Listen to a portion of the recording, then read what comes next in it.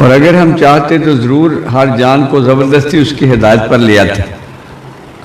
یعنی اللہ پاک کہتے ہیں کہ میں چاہتا تو کوئی بے ہدایت نہ رہتا، لیکن یہ فعل مختار بنایا تھا، دوسرے سب سے مختلف اس کو رنگ دیا تھا.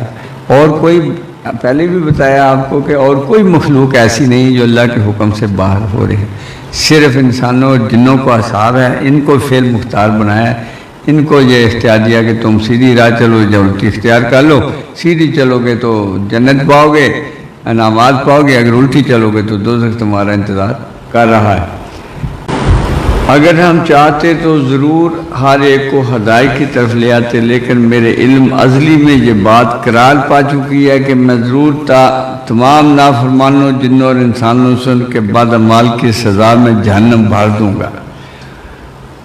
یعنی معافی، بس ادھر معافی ہے، آنکھیں بند ہونے کے بعد کوئی معافی نہیں.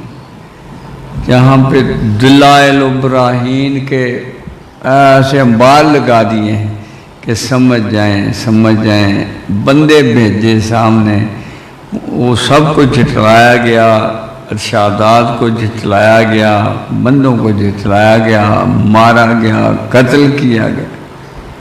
حضرت زکریا علیہ السلام کو بھی آرے سے چیر دیا گیا ہے. حضرت یحییٰ علیہ السلام کا سر اقدس ہی کاٹ دیا تھا، جیل میں تھے وہاں پہ قتل کر دیا. الخلیق تنظیم برائے فروغ تصوف بورے والا، دین کے فروغ کے لیے ہر پل کوشاں.